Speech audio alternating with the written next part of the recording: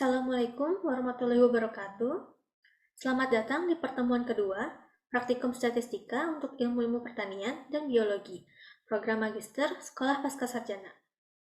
Pada kesempatan kali ini, saya akan menyampaikan materi mengenai ukuran pemusatan dan penyebaran data kelompok, serta penyajian dan peringkasan data. Kilas balik pertemuan sebelumnya, rekan-rekan telah mempelajari mengenai data kelompok, tabel distribusi frekuensi data kelompok, dan juga apa itu banyaknya data, nilai maksimum, nilai minimum, jangkauan atau wilayah, jumlah kelas, panjang atau interval kelas, jarak kelas, selang kelas dan batas kelas, serta nilai tengah batas. Seperti pada materi data tunggal, data kelompok juga memiliki ukuran pemusatan dan penyebaran data. Ukuran pemusatan data kelompok terdiri atas rata-rata atau mean, nilai tengah atau median, dan modus. Sedangkan ukuran penyebaran data kelompok terdiri atas kuartil, ragam, dan simpangan baku. Pertama-tama, mean atau rata-rata. Pada data tunggal, kita dapat mencari nilai rata-rata secara langsung dengan menjumlahkan semua data dan dibagi dengan jumlah data. Sedangkan untuk mencari nilai rata-rata pada data kelompok, kita menggunakan nilai tengah kelas atau XI dan frekuensi kelas atau FI. Rumusnya adalah sebagai berikut. X bar sama dengan sigma FI dikali XI dibagi sigma FI. Atau dapat dijabarkan, yaitu X bar sama dengan X1 F1 ditambah X2 F2 ditambah X3 F3 dan seterusnya. Dibagi F1 ditambah F2 ditambah F3 dan seterusnya. Berikut contoh soalnya. Untuk menghitung rata-rata, kita dapat membuat tabel bantu untuk nilai tengah atau XI. Rumus XI sama dengan selang kelas bawah ditambah selang kelas atas dibagi 2. Kemudian kita buat tabel bantu untuk FI dikali XI dan dijumlahkan. Kemudian kita masukkan ke dalam rumus X bar, sigma FI dikali XI dibagi sigma FI. Yaitu 3045 dibagi 50, kita dapatkan X barnya sama dengan 60,9. Yang kedua adalah nilai tengah atau median. Pertama-tama, kita harus menentukan terlebih dahulu kelas dari median. Apabila jumlah datanya genap, maka kelas median dapat dicari dengan rumus X n plus 1 dibagi 2. Apabila datanya ganjil, kelas median dapat dicari dengan rumus setengah dikali X n per 2 ditambah X n per 2 tambah 1. Kemudian, setelah menentukan kelas mediannya, kita dapat menentukan nilai median dengan rumus B atau batas kelas bawah yang terdapat nilai median ditambah setengah N dikurang total frekuensi sebelum kelas median dibagi frekuensi kelas median dikali jarak kelas. Untuk contoh soalnya, pertama-tama kita dapat membuat tabel bantu untuk frekuensi kumulatif seperti berikut. Kemudian kita tentukan kelas mediannya. Karena di sini jumlah kelasnya 50, kita masukkan X 50 plus 1 bagi 2. Maka kita dapatkan X-nya yaitu data ke 25,5. Di sini kita tentukan kelas mediannya ada di sini. Kemudian batas bawah kelas median B-nya yaitu 61 dikurang 0,5 dikali NST. Sama dengan 61 dikurang 0,5 itu 60,5. Untuk frekuensi kumulatif sebelum kelas median ada di sini. Itu 22. Frekuensi kelas mediannya 15. Kemudian CP-nya 20. Kemudian kita masuk ke rumus untuk mencari nilai median. ME sama dengan 60,5 ditambah setengah N, setengah dikali 50, dikurang 22 dibagi 15 kali 20. Kita dapat nilai mediannya 64,5. Yang ketiga yaitu modus. Untuk mencari modus pada data kelompok, pertama-tama kita harus menentukan kelas modus, yaitu kelas dengan frekuensi terbesar. Setelah menentukan kelas modus, baru kita bisa masuk ke rumus yang ada di slide ini, yaitu MO sama dengan LI atau batas kelas bawah yang terdapat nilai modus ditambah D1 per D1 tambah D2 dikali CP. D1 adalah selisih frekuensi batas kelas modus dengan batas kelas sebelumnya. Sedangkan D2 adalah selisih frekuensi batas kelas modus dengan batas kelas setelahnya. Berikut contoh soalnya. Dari tabel frekuensi ini dapat dilihat frekuensi terbesar yaitu 15. Maka dari itu di sini adalah kelas modusnya. Frekuensi kelas modus sama dengan 15. Kemudian frekuensi di bawah kelas modus adalah 11. Untuk frekuensi di atas kelas modus adalah 13. Kemudian LI, batas bawah kelas modus, sama dengan 61 dikurang 0,5 dikali NST, sama dengan 60,5. Untuk D1, kita hitung 15 dikurangi frekuensi di bawah kelas modus 11, sama dengan 4. Kemudian D2, 15 dikurangi frekuensi di atas kelas modus, yaitu 13, sama dengan 2.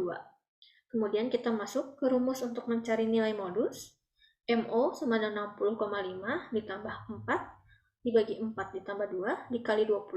Kita dapatkan nilai modusnya 73,83. Berikutnya, ukuran penyebaran data kelompok. Yang pertama yaitu kuartil. Seperti pada saat mencari median, untuk mencari nilai kuartil, perlu terlebih dahulu kita mencari kelas kuartil, atau kelas yang terdapat nilai kuartilnya. Untuk mencari kelas kuartil, kita menggunakan rumus sebagai berikut. QI sama dengan I per 4 dikali N plus 1. Setelah menentukan kelas kuartil, kita dapat mencari nilai kuartil 1, 2, maupun 3 dengan rumus kuartil QI sama dengan LIQ atau batas kelas bawah yang terdapat nilai kuartil ditambah I per 4N dikurang total frekuensi sebelum kelas kuartil dibagi frekuensi kelas kuartil dikali CP.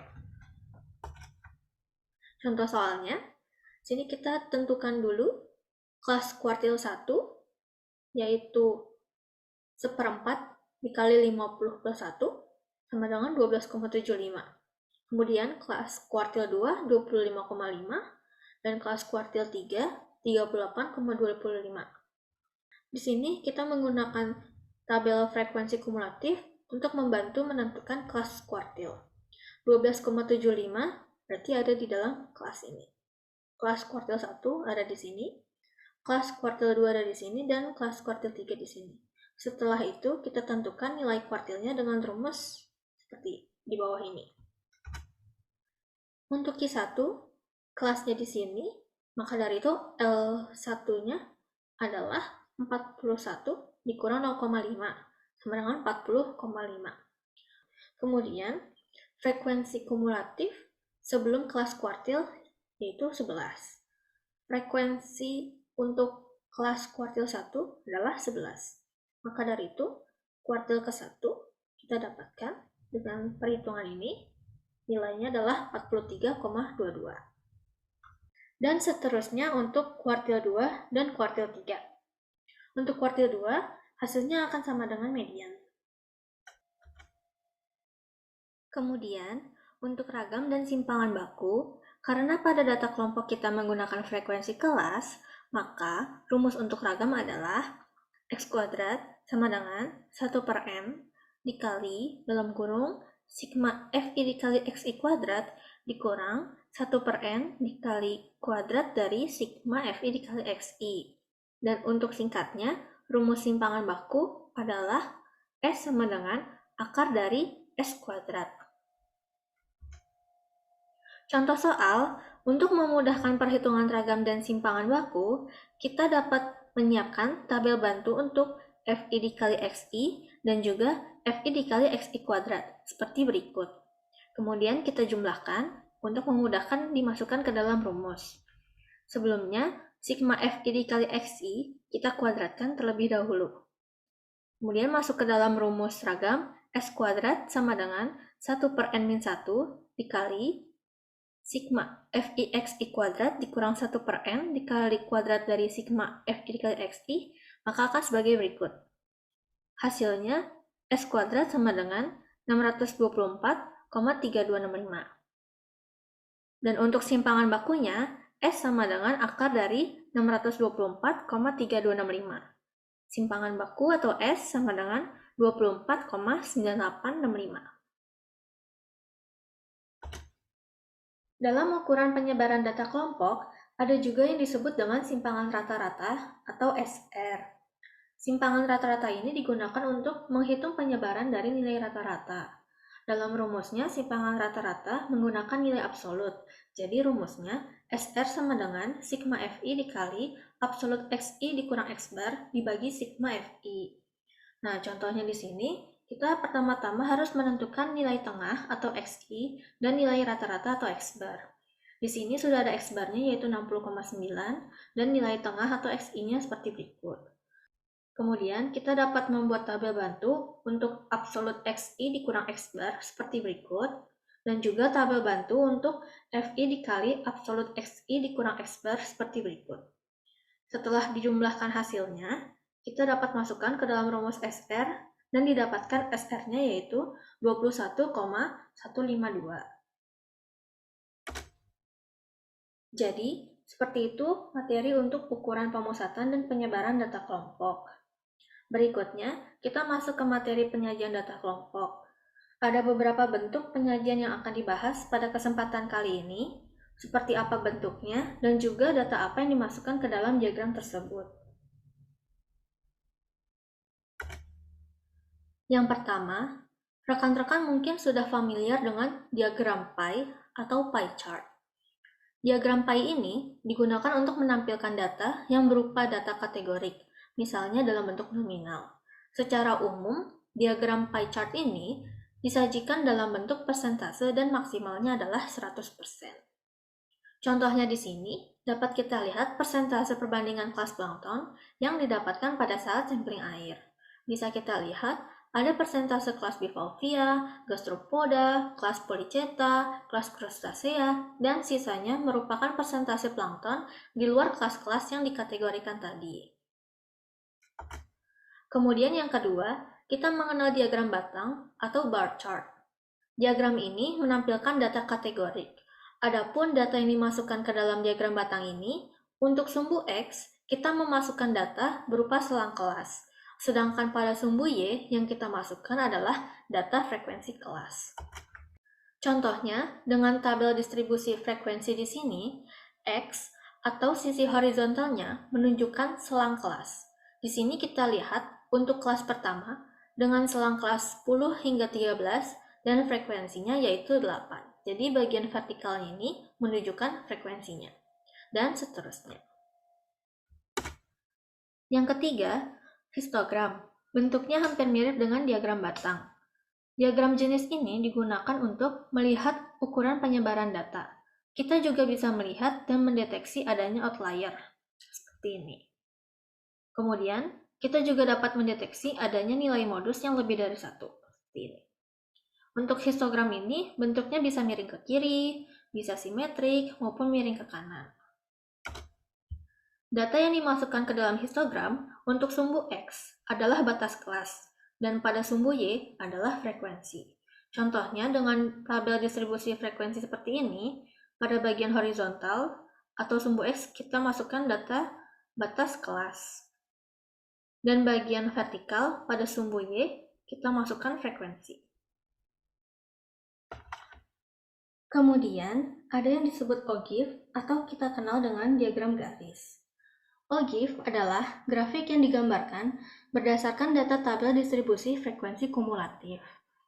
Jadi, data yang disusun dalam bentuk tabel distribusi frekuensi kumulatif kurang dari adalah OGIF positif. Sedangkan untuk data yang disusun dalam bentuk tabel distribusi frekuensi kumulatif lebih dari adalah OGIF negatif. Di sini, untuk OGIF positif, sumbu X yang digunakan adalah batas kelas atas, dan sumbu Y-nya adalah frekuensi kumulatif kurang dari. Sedangkan OGIF negatif, sumbu X-nya menggunakan batas kelas bawah, dan sumbu Y-nya menggunakan frekuensi kumulatif lebih dari. Bagaimana cara menghitung frekuensi kumulatif kurang dari dan lebih dari? Untuk menghitung frekuensi kumulatif kurang dari, seperti menghitung frekuensi kumulatif pada tabel distribusi frekuensi yang biasanya. Kita menjumlahkan frekuensi dari kelas 1 hingga kelas ke terakhir. Contohnya di sini, kelas 1 memiliki frekuensi 3, maka frekuensi kumulatifnya 3. Kemudian pada kelas 2 memiliki frekuensi 3, maka frekuensi kumulatifnya adalah frekuensi kumulatif kelas sebelumnya ditambah frekuensi kelas kedua, yaitu 6, dan seterusnya, hingga jumlah data yaitu 20. Sedangkan frekuensi kumulatif lebih dari, sebaliknya dari frekuensi kumulatif kurang dari. Di kelas pertama, kita memasukkan jumlah data, yaitu 20. Untuk kelas kedua, frekuensi kumulatif di kelas kedua, yaitu jumlah data 20 dikurangi frekuensi di kelas pertama. 20 dikurang 3 sama dengan 17. Kemudian untuk frekuensi kumulatif di kelas ketiga, yaitu frekuensi kumulatif sebelumnya, 17, dikurangi frekuensi kelas kedua, 17 dikurang 3 sama dengan 14, dan seterusnya. Berikutnya, dot plot. Grafik ini digunakan untuk melihat distribusi data asli yang berupa titik. Grafik ini digunakan untuk melihat frekuensi kejadian untuk masing-masing nilai. Jadi contohnya, untuk masing-masing kelas, frekuensi kejadian dilihat berdasarkan titik-titik dari data asli, seperti berikut. Yang berikutnya, diagram dahan daun. Diagram ini menampilkan distribusi dari data kuantitatif yang sudah terurut dari terkecil dan terbesar. Diagram dahan daun terdiri dari bagian dahan dan bagian daun. Bagian daun selalu terdiri dari 1 digit, kemudian bahan dahan terletak di sebelah kiri dan bersesuaian dengan bagian daun yang ada di sebelah kanan. Diagram ini digunakan untuk melihat distribusi dari data, melihat ukuran penyebaran dan ukuran pemusatan data, melihat adanya data outlier, dan mendeteksi adanya bimodus atau tidak. Bagaimana cara menggunakan diagram dahan daun? Kita bisa melihat contohnya seperti berikut. Kita siapkan terlebih dahulu bagian dahan dan bagian daun. Dan contoh di sini ada data nilai 25, angka 2 di sini merupakan bagian dari dahan. Sedangkan angka 5 di sini merupakan bagian dari daun. Untuk data angka 65 ini juga seperti itu. Angka 6 di sini merupakan bagian dari dahan, sedangkan angka 5-nya merupakan bagian dari daun. Dan seterusnya. Dimasukkan ke masing-masing bagian dahan dan bagian daun. Kemudian, dihitung frekuensi kumulatif dari jumlah daun pada masing-masing dahan. Dihitung dari atas dan bawah sampai ketemu di posisi median. Karena di sini mediannya berada di bagian dahan kelima, maka frekuensi kumulatif dihitung dari dahan 2 hingga dahan 4 dan juga dihitung dari dahan 9 hingga dahan 6. Seperti berikut.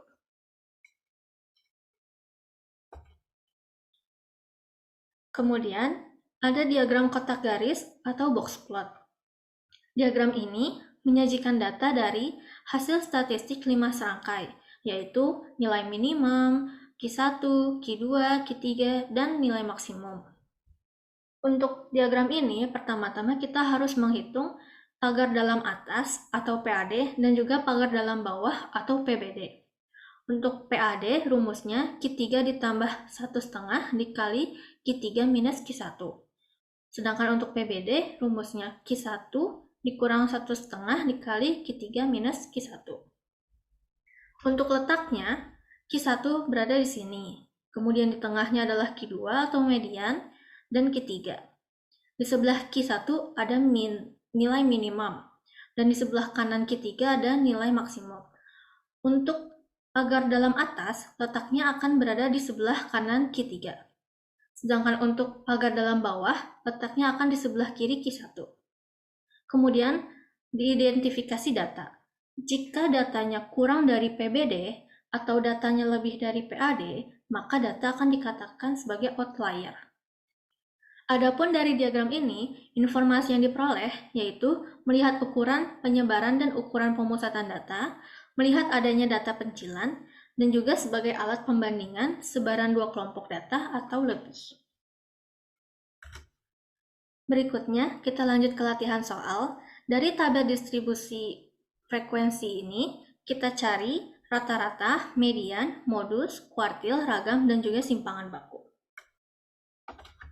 Yang pertama, rata-rata.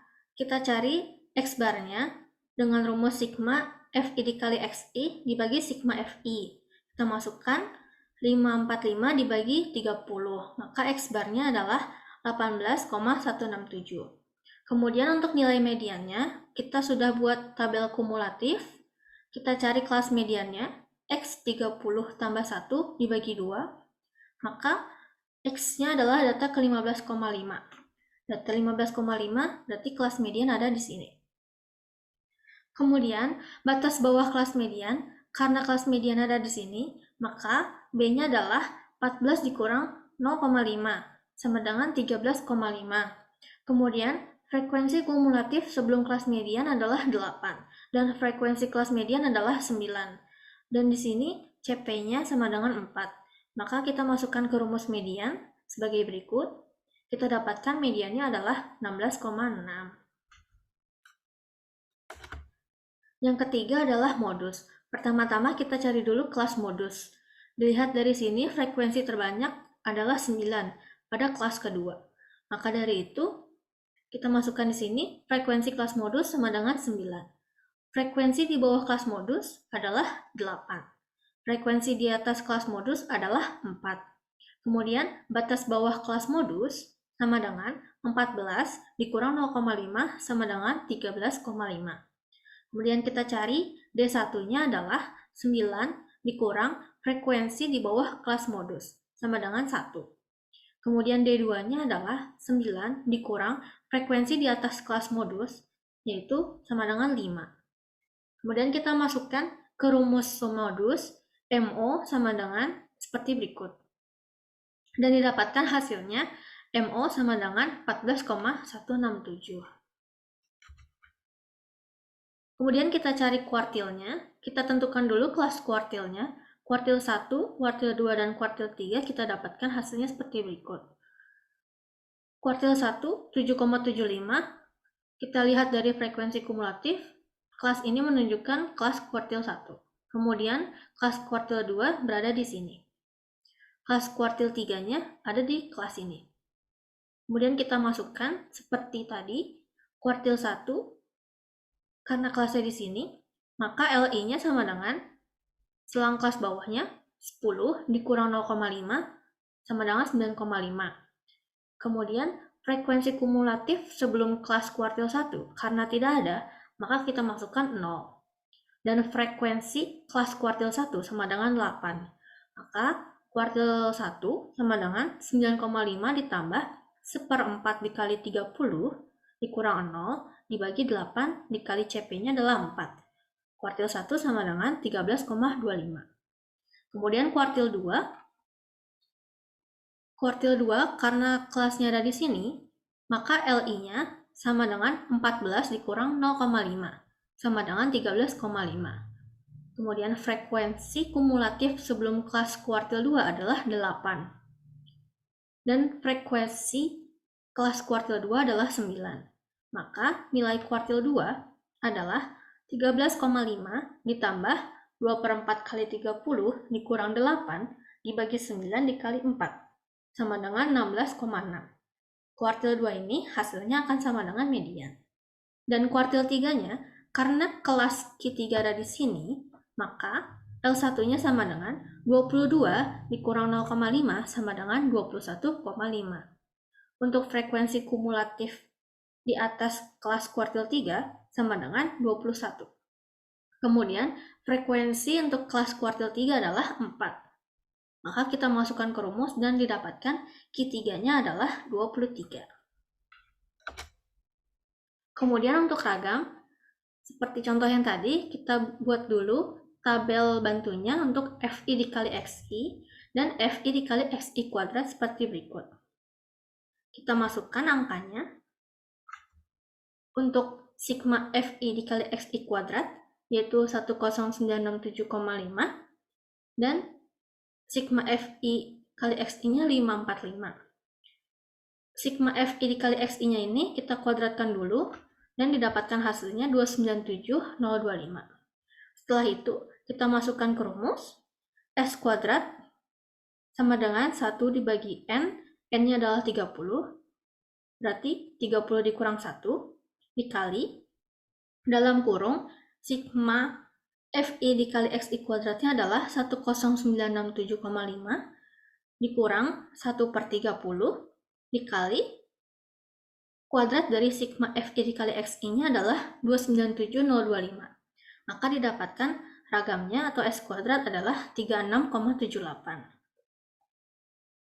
Kemudian, untuk simpangan baku, tinggal kita akarkan dari S kuadrat. S sama dengan akar dari 36,75. Kita dapatkan S-nya adalah 6,06. Baiklah, rekan-rekan, sekian materi yang bisa saya sampaikan untuk pertemuan minggu ini. Terima kasih atas perhatiannya. Lebih dan kurangnya saya ucapkan mohon maaf. Wabillahi taufiq wal hidayah. Wassalamualaikum warahmatullahi wabarakatuh.